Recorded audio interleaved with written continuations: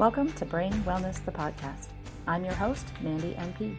Each episode will bring you a new topic or interview related to brain health and wellness as part of my mission to help you on the path to a healthier, happier brain. So, let's get started.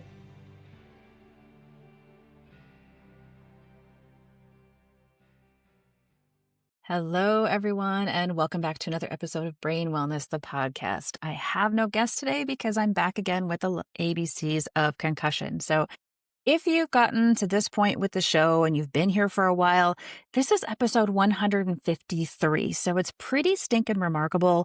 And I'm super excited about this show. If you're just joining, I hope that you do go back and listen because I've had some pretty amazing guests on here.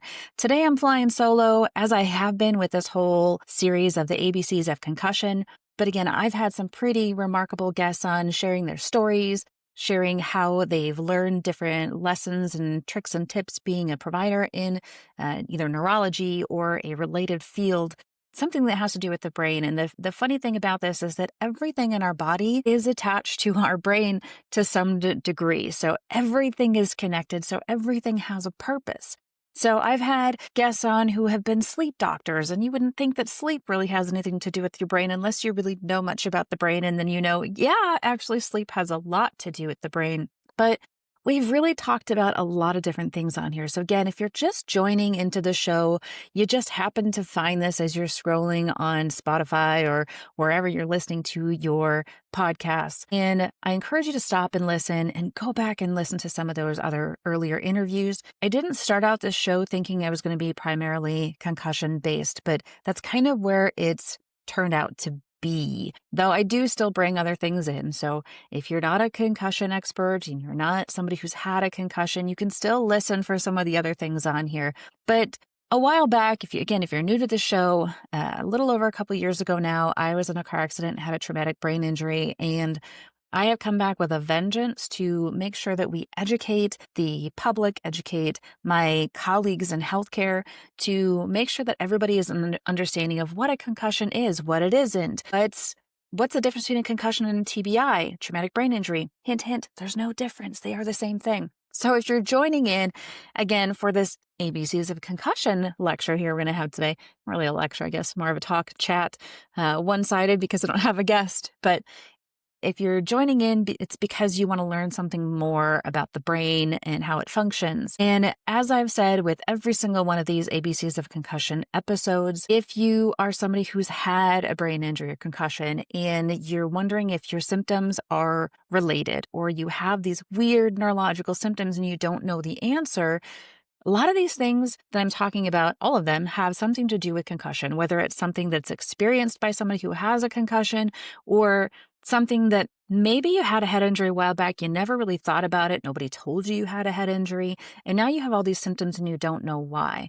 Well, if you look back and try to figure out when those symptoms started, it may have been related to a head injury. And there really is no too late part for getting treatment for a brain injury. Meaning, regardless of when you identify it, regardless of what it was termed before, if you know now that it was a head injury or possibly a head injury, meet with a concussion specialist. See if it is. See if there's something that can still be done, because I can pretty much guarantee you there's still something that can be done. Even if you've done the traditional PT, OT speech type of things, there's still a lot more that can be done. And I'm here to kind of educate you on some of those things. So before we get started, I do just want to remind you that if you've listened to the show for any amount of time and you enjoy it, or you're new to the show and you really do enjoy it now, there is a good way that you can try to support me. Right now, I do all of this out of the goodness of my heart because I love education and I love learning new things. So I share that education with everybody else, but I do on my own stunts. I pay for all my own recording, everything. So if you'd like to try to support me, I don't have ads on here. I don't have commercials. So if you would like to support this show, there is a link to buy me a coffee in the show notes. And you can buy me any variety of coffee that you want. It's not actual coffee. I actually don't drink a whole lot of coffee. But if you'd like to buy me a coffee and show some support of the show, I would greatly, greatly appreciate you. Any amount is helpful. And yeah, so I don't really do a lot of other advertising other than that. So there's not a lot of expenses, but there's enough. Anyway, other things to kind of wrap up with that. I do still have, again, if you've listened to the show, if you've not listened to the show, I did write a book about my first year of experience in recovery. And I've been taking notes for a potential second edition to that to kind of share what else has happened since that first year of recovery.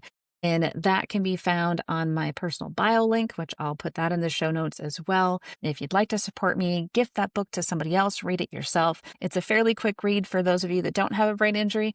For those that do have a brain injury, it might be a little bit more difficult, but on Amazon, you can actually get the ebook as well. So you can listen, not necessarily the ebook, the audio version of it. So you can listen to it if reading is more of a struggle for you.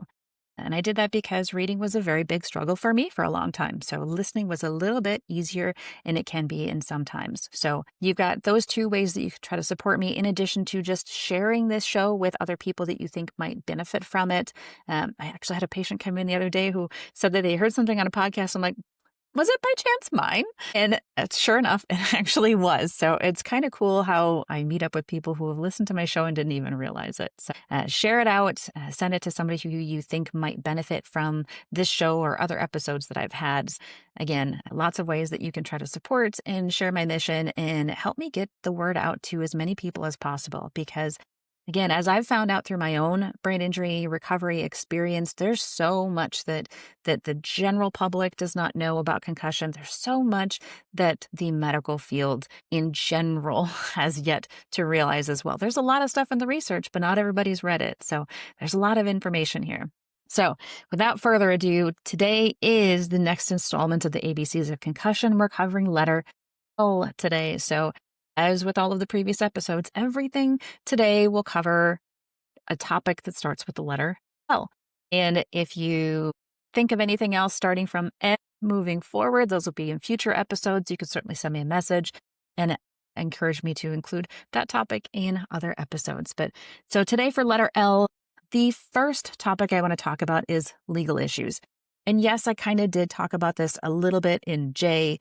So we kind of got the jump start on the justice system there. But when we're talking about legal issues, there's a couple different ways we can take this. There are some that will come directly from the injury, such as with a personal injury claim. And I'll talk about all the different types of claims in a moment here, but the other legal issues can come from a consequence of the brain injury. So somebody that develops impulsive or dangerous behavior might come in contact with the justice system because they're no longer behaving as they should. Changes in personality, as we've talked about before, affecting relationships can lead to infidelity, lying, dishonesty, all of those different things that can lead to marriages ending in divorce or other relationships ending. The other relationships don't necessarily have as much legal implications as divorce does because there's a whole lot of legal information that can come into play there, including questioning the judgment of the person that had a brain injury and whether or not they can provide for members of their family anymore. So lots of legal things that can come from that. I'm not going to cover all of those details because there's so many different little nuances of everyone's situation that just kind of blanketing that statement with you might end up with legal implications with some of those things kind of is good enough for today anyway. So the different types of legal claims. So again, we kind of briefly covered this in justice, but I have a lot more because I've done more research on it. So different types of legal claims. The most common one is the personal injury claim. So you have to prove that there was a negligent party, that their actions caused your injury that led to your concussion. So this can be a car accident. It can be slipping and falling somewhere that they didn't appropriately take care of the sidewalks, especially here in the Midwest where things can get pretty slippery. A sports injury also can be related to that personal injury status as well. The next term that's probably a lot less likely is the product liability. So that means that there was a defective product that caused your concussion. And then the premises liability claim. So if you are on someone else's property, a business, someone else's home, and their unsafe conditions led to your fall, your injury that led to your concussion, that can get that premises liability claim. And then in the case of larger organizations, sports, for example, is a bigger one. There may be a class action suit based on not following standards of care for concussion prevention or management. In healthcare, when we talk about standards of care, there is a mountain of evidence to determine what is that standard of care. What is that thing that we should be doing in every case for XYZ diagnosis. So in the case of concussion, we should be putting preventive measures in place if it's sports, for example, to prevent somebody from having a concussion. And if they do get a concussion, we need to have certain processes in place to evaluate the individual for a potential concussion and have that process so that if they are deemed to have that concussion, what's the next step to get them better before they return to play, before they return to that activity that may have caused them the concussion to begin with? So that's our standards of care. That is a pretty typical thing that we do in medicine, that we have those standards of care that tell us what we should be doing for somebody with a certain diagnosis. So looking back at the research on this, in the NFL back in 2014, there was a class action lawsuit related to people ending up with concussions and multiple injuries because of the processes that led them to that. The NCAA followed suit in 2016 and led to another class action lawsuit, leading to highlighting the dangers of multiple concussions and the negligence that can occur if coaches, members, whatever, aren't following suit. That's more on the coach's side of things, and the organization as a whole, what their processes look like. So the outcomes of these two class action lawsuits were that there was more education. There's more research done to try to prevent players from getting injured, to prevent them from getting put right back on the sports field so that they could potentially get another concussion. The Illinois High School Association attempted to have something kind of similar happen. There was a group that tried to do this class action lawsuit against the Illinois State High School Association to change the legislative rules in their state on concussion policies. That particular class action suit was ultimately dismissed, but it did open the door for other possible cases in the future similar to them. So each state has different rules and guidelines. You can't necessarily say that the rules in one state are going to apply to another. But it does open the door to say, hey, you know what? We need to make some changes to protect our athletes, whether it's high school level or if it's college level or professional. All of these levels, we know that there's inherent risk in that. What can we do to reduce that risk and reduce the potential outcomes later on? Because, yeah, they're getting paid good money if they're professionals, but that doesn't mean they should be out of the game so quickly and then lose their contracts, lose that ability to play because of processes that were old and maybe they didn't meet the standard of care anymore. So aside from the class action lawsuit, what kind of damages can you seek? And some of these can be there too, but the quantifiable losses. So when you're looking at building a case to go to a legal thing, you have to look at your past and present and your future medical bills and therapy that will be needed to help you heal. Again, we talked about that a little bit in our last episode with the ABCs. But kind of thinking about that, you need to be able to project how much is this going to impact me in the future, because you can't just make a settlement based on what you need now when you don't know the full scope of what's going to happen to you. We know now that a greater than 30% of concussion patients go on to have persistent post-concussion symptoms well beyond a year.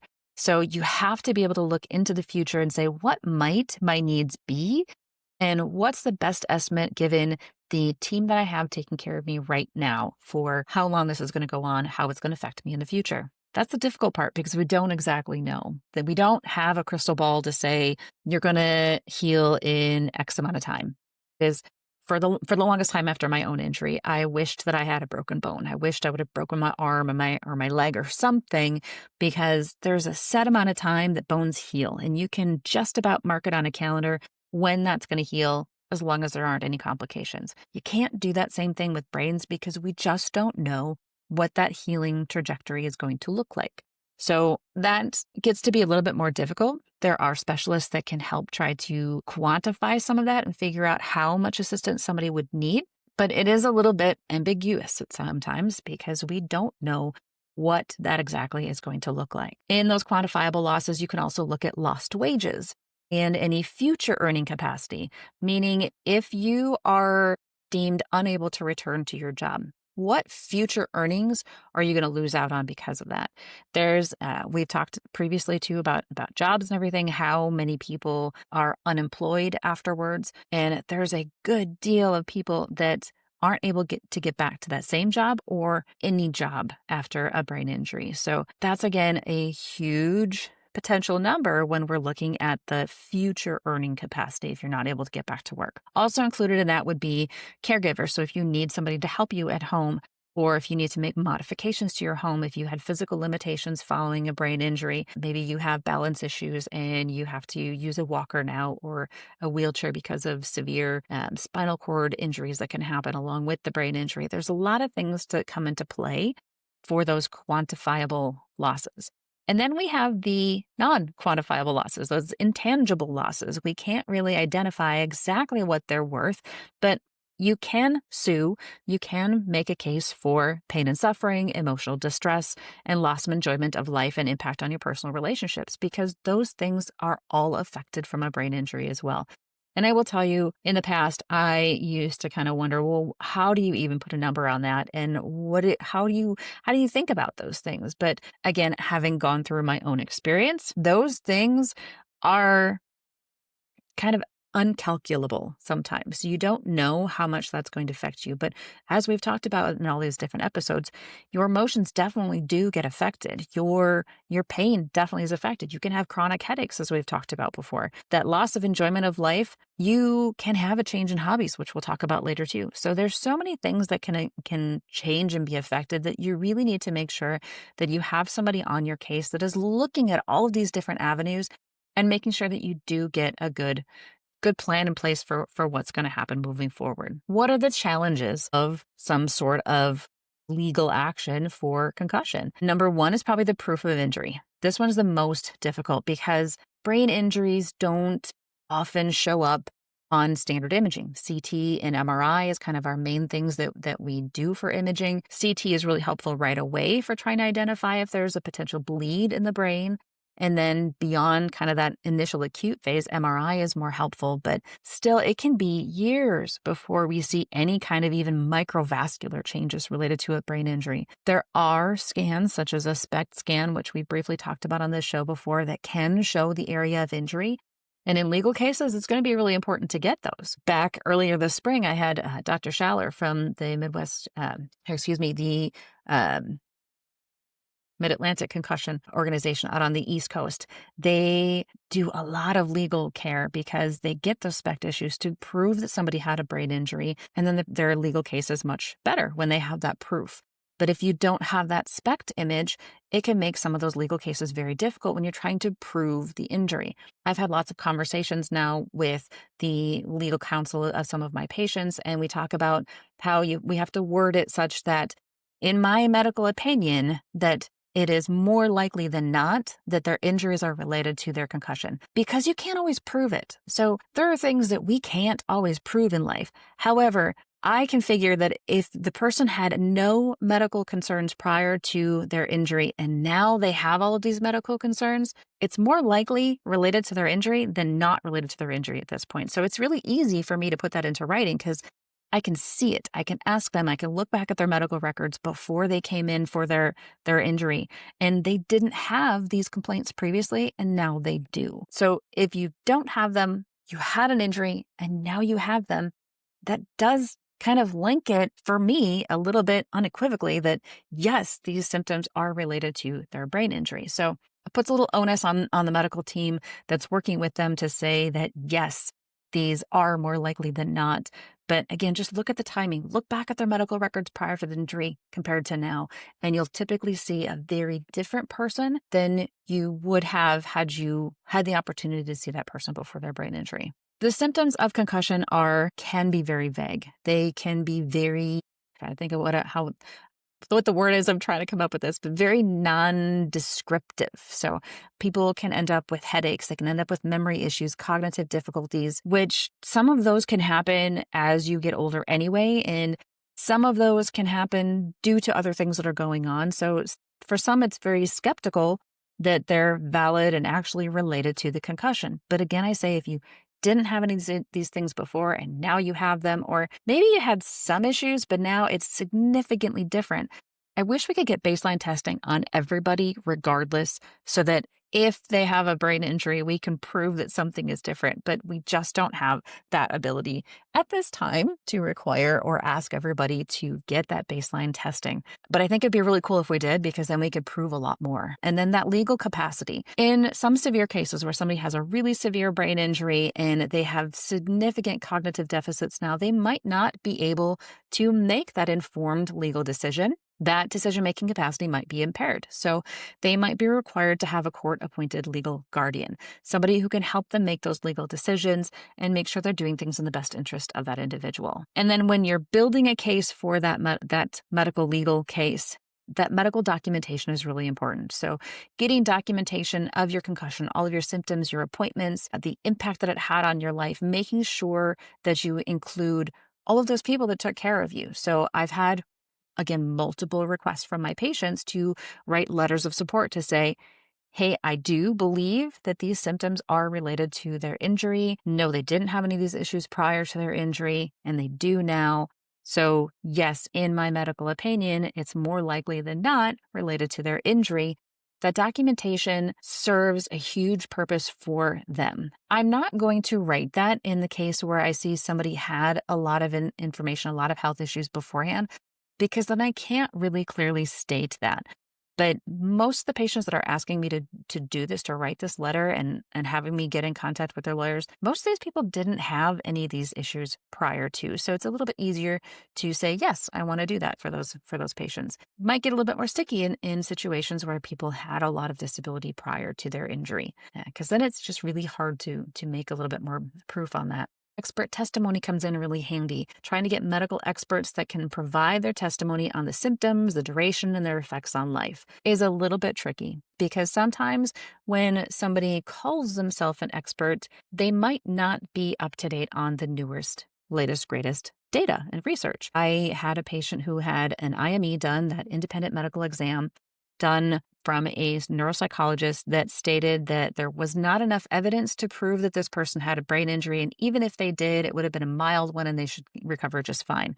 But the data that they were using was 20 years old. So this expert testimony makes sure that if you are building a case, you get experts that are actually up to date on the current standards for concussion. Because if somebody is using 20-year-old data to try to support you now in 2025, that's not going to work very well, because a lot has changed in the research for concussions, even just in the last couple of years. We've identified a lot of information that we didn't have that knowledge before. So it can really make or break a case if you're going to use the most current data versus data that's probably a little bit more outdated. And then legal representation. This one is an important one. I have had conversations with many people who've been injured at work that their work comp now is denying access to different treatments. I've written referrals to get them to the specialist that they need to, and yet those referrals get denied. And then we have a conversation about the next step in place would be getting legal representation, because you want to get back to work. I want to help you get back to work, but your work comp organization is not approving the treatments that will get you to the point where you can get back to work. So getting good legal representation at the right time is really, really important. And make sure that you get somebody that's experienced with brain injury. As we've mentioned previously on the ABCs, that the Brain Injury Association of America has a really good website for legal representation that can get you started. It's not the end-all be-all, but it's a really good list to start with. And they include legal sources in each state that you can contact that have experience with brain injury and are probably a little bit more knowledgeable about all the things that need to come into play to make sure that you have a good case. Whether you are going to pursue a settlement or a lawsuit, you want to make sure that you have that good case in place. On to the next topic then. The next one is loneliness. And we have touched on loneliness in previous letters, largely because of the relationship changes that occur after a brain injury. But again, the physical, cognitive, and emotional changes after a brain injury, after a concussion, can lead to some social isolation and just actually loss of those common grounds with your friends and family. So you might not feel like you have a lot to talk about with people anymore because of where you are in your healing process, where you are in life. And as we previously discussed too, some of those relationships don't last through the recovery from a brain injury because of various reasons, because of these physical, cognitive, and emotional changes. And as I was looking for this one, it was interesting to come up with some of the research, because As we age, there is documentation to show that as we age, we tend to lose some of those connections anyway, because a lot of those relationships were made via proximity, whether we made friends in sports, at work, at school. When we don't see those people as much anymore, it's easier for those relationships to kind of slip through the cracks. And as much as that is a normal process of aging, it can sometimes be very daunting after a head injury when those things dwindle naturally because of that proximity factor. So if you have issues with social isolation and you're not going out, you're not around your friends, you're not talking to them, it's really easy for that friendship to kind of dwindle a little bit there. And that can be very alarming for the person with the brain injury because even though we know that those things happen, we don't expect it. And this is more of a sudden change, and something that you really didn't expect to have happen at this time in your life. So, individuals with brain injury can feel judged, whether that's an actual statement or not, they can feel judged. They can feel judged because they can't get their words out clearly, because they can't follow a conversation, because they can't handle being in those busy situations for long periods of time. So they get judged, or so they think. And it's all about perception at that point, because if you perceive that you're being judged, in your mind, it's a real thing. So that might make you less likely to be social to begin with because you don't want the judgment. Changes with language abilities. And language is kind of a funny thing because it's not just our spoken language, it can be our written language as well. But our spoken language is what we see in social situations. So if we have trouble with word finding, with comprehension, so you can't really follow the conversation very well, track what's going on, ability to hear people and others appropriately. We'll talk about auditory processing disorder coming up. When you have auditory processing, actually, we'll go ahead and talk about it now. When you have auditory processing disorder, you can have difficulty understanding what others are saying in busy situations or loud situations, either understanding the words clearly or following the conversation. And it makes those busy social interactions very overwhelming and very uncomfortable, so that the person with the injury just doesn't want to do it. I've had several patients come in and say, I just don't try anymore. I don't go out because I don't want the judgment. I don't want the overstimulation. It's uncomfortable. It can actually cause some pain for people when they're trying to listen to things. It can actually be painful to listen to. And that's one of the things that audiology comes into play for, is dealing with that painful situations with hearing. And other people are going on with their lives. So your friends and family that have not had brain injury keep going on with their normal day-to-day activities. They're going to work, they're getting together with friends, they're doing this normal social activities, they're going to the store, which for some people going to the store is just overwhelming enough that they can't do it. Or it's physically demanding. It causes a lot of mental fatigue trying to go to the store, so they just can't do it. So while others are going on with their normal lives, you seemingly aren't with your brain injury, and then you feel like you're not even in the game in that conversation. You don't have anything to have a conversation with other people about, because all you're doing is sitting around all day long or going to appointments, trying to heal, sleeping a lot, and getting frustrated because your life is not what it used to be. And when you're recovering from that brain injury, everything kind of gets put on hold. And again, you feel very distanced from other people. So these are just reasons why that social isolation occurs. And some people feel like they're a burden on others. So you might not feel like, again, that you might have much to talk about just because you're doing all of those appointments. And it doesn't feel like you're contributing to a conversation. When somebody asks how you are, you don't have a lot of positive things to say, and you can't really tell them about all of these wonderful things that you did because you go into appointment after appointment after appointment and you feel like crap and you don't see a way out quite yet. And you don't want to ask people for help. You don't want to be that burden. So people shut down a lot. And that's something that I hear from my patients a lot. It's something I experienced myself in my own recovery. So how do we manage these things? These things that can lead to the loneliness, they lead to the social isolation. A big thing is seeking support, whether it's a trusted healthcare provider, actually seeking out support groups, or talking to a counselor or therapist, because those mental and emotional parts of the social isolation and the brain injury are very, very important parts to make sure that we address. And as far as support groups, there are some in-person support groups. Lots of different areas have these in-person support groups set up. There are different organizations, as I mentioned previously. I think it was letter H for hope that we talked about when we talked about the different support groups that you can get involved with online. So if it's too stressful to try to physically get somewhere, meeting with a group online might be very helpful for you in that virtual support group so that you know you're still talking to people who've been through that situation. They understand what's going on, whereas a lot of the people in your everyday life probably don't understand quite as well because most of them haven't been in the same shoes that you have.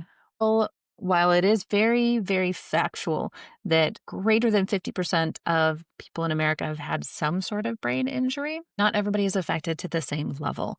So, as you're struggling with those day to day things in life, your friends and family often will not understand because they haven't experienced it to the same level that you are. Whereas in a support group, whether it's an in person or virtual support group, they've been there, they've experienced it.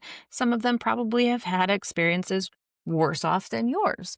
And it helps to put things in perspective sometimes, but it also is just important for getting that understanding and feeling heard. And it is important to stay connected to people. So try for quieter settings, smaller groups with your friends. Maybe you might not be able to go out bar hopping anymore, but that's probably an okay thing anyway. Get together in a smaller group, have people over in your home, play cards, do something kind of quieter, but still a lot of fun. And I love that my 27-year-old son, he and his friends get together and they do play cards and board games. And I wish more people would do that because it's just a nice, quieter way to go about life anyway. But it can still be very pleasant to do those things, and you can still be connected as long as you're still with those people that you enjoy spending time with.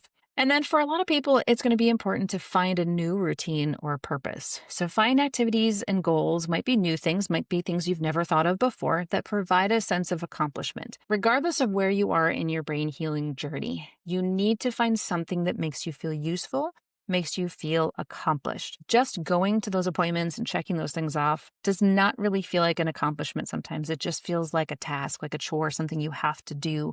So if you're able to do something that makes you feel good, whether it's finding a volunteer thing in a quieter situation, not something that's going to be in a big, big, busy building, but do something that makes you feel accomplished. Because as you feel that sense of accomplishment, you will have more confidence, and that will help you grow in leaps and bounds in so many other ways. Providing some sort of inclusion in low impact activities for yourself is also really important. So just getting outside, getting that fresh air, going for walks as much as you're able. Again, possibly volunteering in those quieter areas, doing something that's going to keep you active, keep you doing something and try to help you in a healing way. Also is going to help with that social isolation a bit there too. And then educating others. Become an advocate. After you have a brain injury, you are in such a better place to educate others on what happens with a brain injury, what to watch for, what's happening in your life, how is it affecting you. I didn't realize how much of an advocate I could become for this thing as I am now, but trying to educate others is really, really important because there's so much misinformation spread. There's so much lack of information about concussions and brain injuries that every person that has a brain injury can educate their friends, their family on what it's like, what's the experience like, what do you feel, how do you feel, what has it impacted in your life, and where might you need some help? Because you're educating people about the consequences so that they know if somebody else is injured, they know how to help them. And they know how to help you, more importantly. And then focusing on self-acceptance. Again, this has come up in multiple letters in the alphabet here, but that self-acceptance piece is really important as we try to figure out how to move forward. That acceptance piece of where you're at is really important to kind of decrease your stress level. Does that mean that you have to be happy with where you are at all times? No, but you have to accept it because that's where you are. And when you accept that, you will heal more. You will find things that you enjoy doing. We are always so much more critical of ourselves than we are of other people. If you think about the things you say to yourself, you would never in a million years say those things to somebody else. Most likely. Some people just kind of spew their mind whenever. But most likely, you would never say the things that you say to yourself to somebody else. You would be much more kind and compassionate. So you need to have that same compassion toward yourself. It's a long road, but you can get through it. You can. The next topic then is level of consciousness. We abbreviate that one LOC in medical terms, loss of consciousness more importantly. So when we talk about a concussion with loss of consciousness, in our ICD-10, our diagnosis codes, we have concussion with loss of consciousness, we have a concussion without loss of consciousness. So it's important to determine how long it was, how was there a loss of consciousness present. And we have talked about this previously. When we talk about loss of consciousness, it varies in time frame. It can be as brief as a second or two. It can be greater than 24 hours in really severe cases. And as we've talked about, it is not required to have a concussion. As I just told you, there are two different ICD-10 codes. The concussion with loss of consciousness, there's a concussion without loss of consciousness. And actually with loss of consciousness, there's an indeterminate amount of time, less than 30 minutes, greater than 30 minutes. There's a wide variety of time frames to choose from with the loss of consciousness. There is an ICD-10 code, a diagnosis code for concussion without loss of consciousness, meaning you don't have to have a loss of consciousness to get a concussion. We've talked about this. In the research now, it's shown that only 10% of people actually lose consciousness, which means 90% of patients with a concussion stay wide awake. So that shouldn't be a determining factor for people whether or not they've had a concussion. And yet, I have patients come into my office that they went to urgent care and they were told they didn't have a concussion because they didn't lose consciousness. End of story, false. We need to strike that one from any textbook. We need to take it away from any conversation. Just not having that loss of consciousness does not mean you didn't have a concussion. I don't know how many times I can say that one. I don't know if I can say it any louder, if it would be in all caps, if it was an audio or a written version of this one right now. But you do not have to lose consciousness in order to have a concussion. Bottom line, moral of that story. So other terms that people might use, they might say that they blacked out, they passed out, they saw stars, they got their bell rung, they got dinged, they got knocked out. Lots of different terms that people can use when they're talking about that loss of consciousness. If you ask somebody flat out, did you lose consciousness? They might not say yes because they don't know what that means. So they might have different terminology. Did you black out for any moment of time? Is there any moment of time in there that you don't remember a darn thing that happened and nobody was there to witness it? Could you potentially have lost consciousness? That said, again, you don't have to have a loss of consciousness in order to have a concussion. So where does this come from? Why do we focus on the loss of consciousness so much? Historically, it has been used in the reportings of the rankings of severity of concussion. So our terms, mild, moderate, and severe concussion, part of that is based on loss of consciousness. If there was no loss of consciousness, it's termed a mild TBI. If there was loss of consciousness up to 24 hours, it can be a moderate TBI. And if there's loss of consciousness greater than 24 hours, it's a severe TBI. Those are historical terminology. It's not really helpful for moving forward and trying to think of how severe the brain injury actually was. It's only helpful for that exact moment in time. So there's more research coming out in June of this year, 2025 here. A new report was published proposing new terminology for brain injury, taking in all the different modifications that can occur and looking at some of those long-term effects of it. Because when we talk about somebody with a mild, moderate TBI right now, mild TBI can have lasting, significant deficits on your life, whereas several of my patients that have had termed severe TBI, they're back to work, they're back to their normal activities, and they hardly have anything affecting them whatsoever. And they broke their skull or they had blood in their brain. Like, how does that even work? So that terminology, mild, moderate, severe, is not really accurate for talking about how much it can impact your life. It just looks at your loss of consciousness status and whether or not you had a change on your imaging. End of story. That's kind of about it with that. So more to come on that loss of consciousness topic, more to come on the rating scales when we're talking about the different types of classifications of brain injury. Those scales are going to be changing. Watch for those. Whether you work in concussion or not, if you're in primary care, if you're emergency care, watch for those new scales to come out because it will make a difference in our practice. The next L topic is language.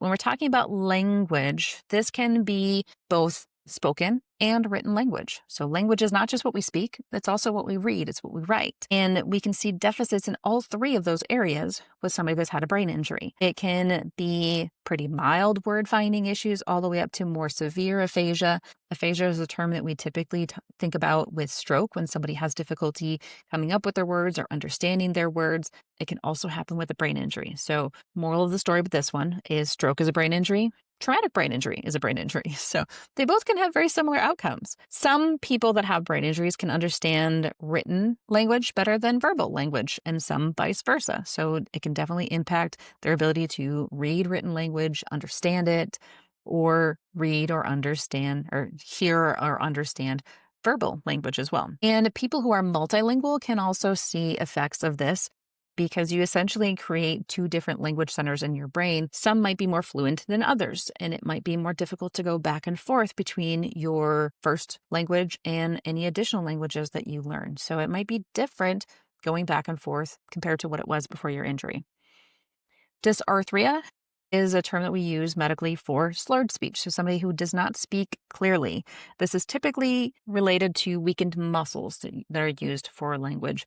And the more tired somebody is, the more difficulty they might have either coming up with words or enunciating their words to get them to come out clearly. Other things with language that we can see is apraxia of speech. Apraxia is that impairment of coordination of the pathways to form our words, which means you can have difficulty initiating speech or executing the speech, meaning if you're in the middle of a conversation trying to figure out what you want to say next and how to say that might be more difficult. So some people might stutter. They might have difficulty forming those words to get them to come out. They might have difficulty coming up with the words, but once you say them, they can choose from them. So there's differences in that ability to form the pathway to create understandable speech. And then what's called cognitive linguistic deficits. So problems with attention, memory, reasoning, executive function. Executive function is just those kind of higher functions in your cognition that allows you to process speech, to form those sentences, to use words correctly.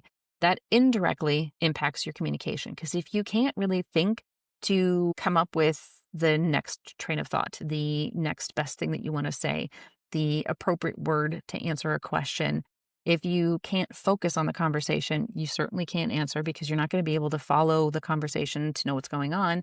If your memory is so impaired that you can't remember what was just asked of you, you're not going to be able to come up with the correct answer either. And some people will struggle in the middle of a sentence. They lose track of what they want to say. I had that for quite a long time where I would lose track of what I wanted to say in the middle of a sentence and then I couldn't finish my train of thought. And then I would forget what I was even talking about. So there's that. Social communication issues can be from understanding social cues or engaging in conversations appropriately. Sometimes we talk about neurodiverse individuals having this problem as well. My youngest son has autism, so we kind of half joked for a little bit that I now understand more of what he has struggles with in social cues because I was lacking some of those social cue abilities for a little bit of time there as well. But understanding when it's appropriate for you to speak in conversation, when it's appropriate to say something just blunt rather than kind of saying things a little bit nicer. It's easy to offend somebody then when you're saying something very bluntly rather than kind of reading the room and speaking appropriately. Mental fatigue is huge, and it doesn't sound like something that would come into play with language, but it absolutely does because communication requires mental effort, mental focus, the thought process to come up with your words, to follow a conversation. All of that is very exhausting. So somebody early on in their brain injury especially can have difficulty just being exhausted by conversations, trying to focus, trying to think of what's coming next, trying to follow that conversation to maintain appropriate conversation. And so trying to do those things when somebody's less tired could be very important as well. And then humor, as we've talked about previously. Humor and sarcasm can be difficult for people to understand. Those subtle nuances in conversation can be missed. And individuals with an injury especially can take things very literally, meaning it's really hard to follow that conversation really well. It's really hard not to take things literally, and people can be offended because they don't understand things correctly. It can be, as we talked about, it can be difficult to realize when it's their turn to talk in a conversation. So they might not understand when they can interject their thoughts. They might inappropriately interject when somebody else is talking, so they interrupt. Or they sometimes will become overly talkative because they don't want to forget that next thing that they wanted to say. And headaches and fatigue can also affect our processing speed, our concentration, organization of our thoughts. So somebody that experiences headaches and fatigue can have more difficulties with their language abilities when their headache is worse, when they're more tired. And then vice versa, trying to converse can create more headache and it can create more fatigue. So again, symptoms tend to get worse in busy or loud settings or when you're trying to have a conversation with more than one person at a time.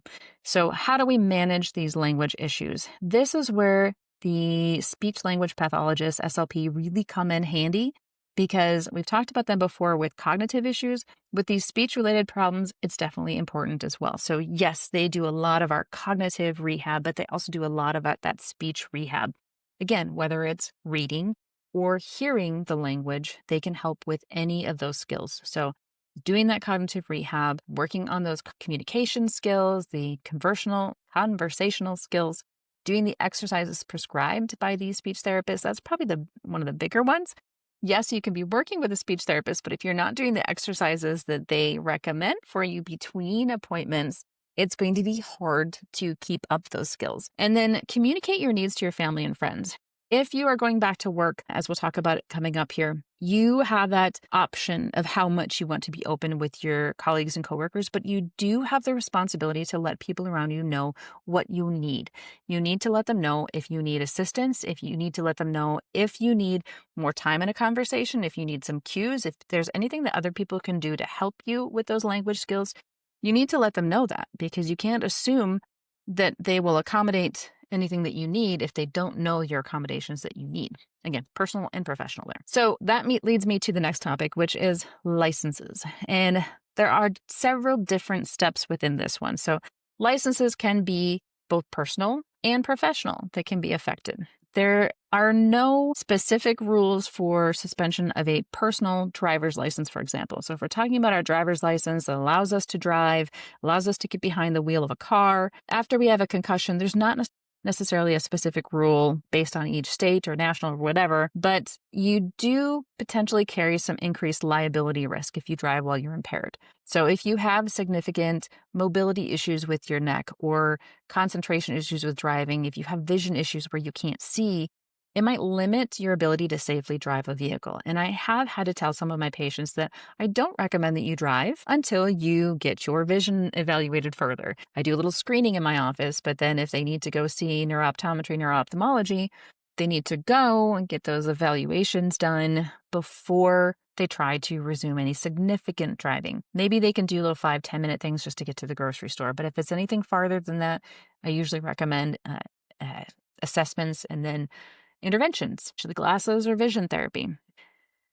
There are potentially different requirements for different levels of certification beyond that personal driver's license. So if you are a pilot, for example, the FAA has different requirements, and there's a significant recovery period that is required before somebody can get medical clearance, that medical certificate to be reissued so that they can get back to being a pilot. Somebody that has a commercial driver's license, truck driver, whatever the case may be with that commercial driving license, they need to get clearance from a medical examiner again before they can resume their duties, because they need to be proved to be safe and not be putting themselves or others in undue risk because of their injury. And then those with medical or healthcare licenses, there are rules in place to ensure that practitioners are mentally and physically fit to perform their duties and that they're no longer going to be at risk for causing danger or harm to patients. So in all of these instances, the professionals should not return to work until their acute symptoms have been resolved. And when they do return to work, it should be a gradual return, a multi-step process that's monitored by a licensed healthcare provider that has concussion management expertise. Again, this is going to be very important to make sure that you have somebody that looks at the current requirements with concussion and make sure that you are going to somebody that truly knows it. I've worked in neurology since 2012 as a provider. And in all of those instances, it's very clear that every person in neurology kind of has a little niche that they work out of. So whether you are a memory provider, a seizure provider, a movement disorder provider, I'm a concussion provider now, used to be a stroke provider. So in all of those instances, people have their areas of expertise. So you don't just want to go to any neurologist. And I say that in the kindest way I possibly can, because all of my colleagues are in neurology at this point that I work with in clinic, at least. So all of those people are neurologists, but not all neurologists are created equal. We all have our different specialty areas. So make sure that you have somebody that is a concussion specialist that knows exactly what you need before you get back to doing your job. In general, any kind of professional licensing, those rules vary by state and by your profession. So some roles will have more stringent requirements than others. If you are a surgeon, for example, it might be a little bit different than somebody working in housekeeping. Not to say that they're not the same level, but it's the different kind of risk inherent in that job. So again, depending on your profession, your rules are going to be a little bit more specific. There are potential safety risks in the profession that need to be considered. So some things can put yourself or others more at risk than other professions or other roles. And you need to understand your employer's policies. So again, they vary a lot between states and professions, but each employer can also have difficult differences in their rules, So whether your injury was sustained at work or on a professional time may play a role in your job coverage and things like that. So you need to know what your employer's policies are. You need to also look at workplace accommodations. If you're looking at getting back to your job, the ADA, the Americans with Disabilities Act, may offer some protection and reasonable accommodations. And that part, reasonable accommodations, is where it becomes a little bit tricky because that employer has the right to determine what is reasonable. Some of the most common things that I write for accommodations are extra time to complete tasks, reduced workload, a distraction-free work environment or a quieter environment, or the ability to go to a quiet space if necessary, flexible schedules, so either being able to change the start and stop time, work from home if possible, reduced work hours, so that you can allow that individual with the brain injury to heal and to potentially increase those work abilities at some point. And then the next terminology can kind of lead off of that one is long-term effects. The long-term effects of concussion, we have talked about multiple times on these ABCs of concussion episodes as well, but they can include cognitive difficulties such as memory, attention, concentration, and processing speed. It can be headaches, whether it's migraine or other types of headaches. Migraine is not the only type of headache. We talked about that back in the H letter. Sleep disturbance, it can be either hypersomnia, meaning you sleep too much, or insomnia, where you can't sleep. Fatigue, even with minimal exertion, can go on for long periods of time. I think a lot of that is related to the autonomic dysfunction, but that is yet to be determined on all of that. Mood changes such as irritability, anxiety, depression, physical things like dizziness, nausea, sensitivity to light and sound. Our senses can be adjusted, changes in taste, smell, and our vision. They can experience difficulty with social interactions, with relationship issues, with job performance, as we just talked about, all of these different things. And there are potential increased risks for the future. So increased risk of CTE, that chronic traumatic encephalopathy that can occur with multiple brain injuries. It increases your risk for future brain injuries. Isn't that fun? So yes, once you've had a brain injury, it does put you at higher risk of having yet another brain injury occur. It does also, in some of the research, have an increased risk for Alzheimer's or other neurodegenerative disorders to come on after, especially multiple brain injuries over time. So how do we manage all of these things? A lot of it is going to be symptomatic. So rest, cognitive rehab, OT, PT, those different therapies that are needed, mental health therapy, sometimes different supplements or prescription medications might be necessary to manage some of these symptoms and indications. And then lifestyle management. Lifestyle is always really underrated, folks. Get enough sleep. Make sure that you are going to bed at a reasonable time, waking up at the same time every day, regardless of the time of day. Sleep hygiene, as we talk about, is really important. We've talked about that in several episodes. Eat healthy. What does that mean? You try to reduce the amount of processed food in your diet. The more processing you have in your diet, the more inflammation you might be leading to. And brain inflammation will make your recovery take longer. Manage stress. I know that's easier said than done, but stress management is really important because when you get stressed, your symptoms tend to worsen. Trust me, I know this one. So trying to manage that stress is really important. And then the last topic for today is kind of seems like a silly one sometimes, but our likes and dislikes. When we talk about likes and dislikes, some of that has to do with our personality, with our taste in different things. And we've talked many, many times about how personality can change after a brain injury. And with personality shifts come changes in things that you like and dislike. Physical changes might make some of those hobbies or enjoyable activities that you did before less desirable, less safe, less able to do because you're not able to do some of those same things. And chemical changes in your brain can also alter whether or not you enjoy doing those things anymore. So if you're not getting the same kind of endorphins from those activities as you were previously, you're not as likely to participate in those activities. And some people develop new interests and hobbies altogether that maybe it was something they didn't enjoy before. Maybe it was something that they never had experience with before. And all of a sudden they've tried these things, they've enjoyed them, and now they have new likes and interests. And sometimes we can also see phobias and fears changing. So there have been cases where people lose a fear of something. They no longer have that fear, or sometimes they get new fears. Again, shifts in their brain, things have changed, and they don't have the same fears and phobias as they used to. Changes in food cravings and food preferences can also occur. So it's also a like and a dislike that can change. Sometimes our taste sensation can be adjusted, so foods don't taste the same as they did before. Some people who really like spicy things no longer like those spicy things, or again, vice versa. Sometimes those changes in taste make certain foods that you really used to enjoy unappealing. You just don't want them anymore. And again, you might have new cravings. Sometimes people will crave things like sugar because the brain has an increase in need for glucose.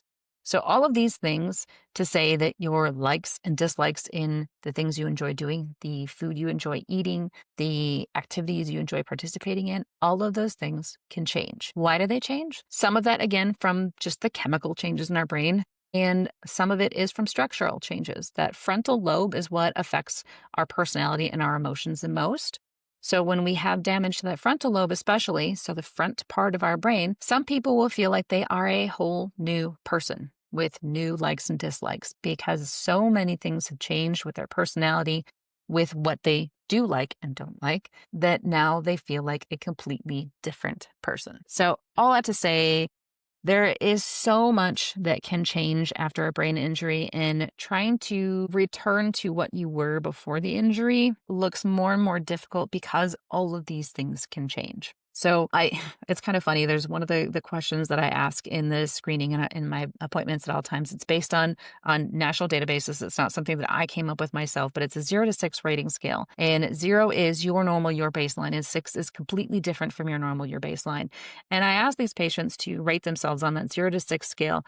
We're looking to see how close they feel to their pre-injury self. And the more I ask that question, the more I wonder why we have that question on our questionnaires, because things do change so much. Our likes and dislikes, our personality, our emotional statuses change so much. It doesn't necessarily have to be a bad thing, though. It's just different.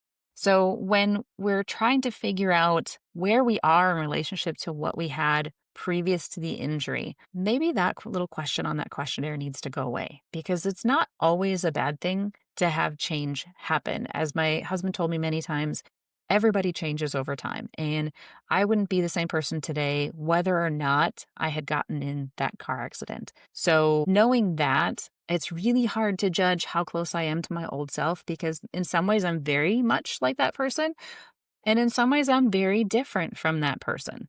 And that's okay in both regards. Little word of caution on that one.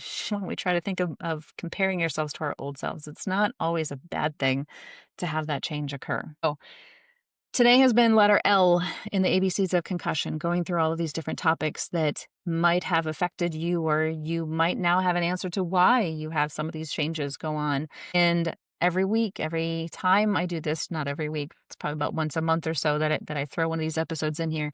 Every time we go through these alphabet topics, it will be something that you will probably resonate with if you are a brain injury survivor. And if you are a provider, hopefully you learn something that will help you to provide better practice to your patients that have concussion, and maybe help them identify that it was a concussion after all and get them the right care. So thank you for listening.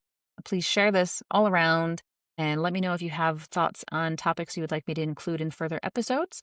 Otherwise, we will see you next time. Thanks for tuning in to this episode of Brain Wellness, the podcast. If you enjoyed this episode, I encourage you to subscribe, like, and share this with others to help me continue on with my mission to help people live healthier, happier lives. Go to www.brainwellnesssolutions.com to see what I'm up to and get links to all the social medias there. See you next time.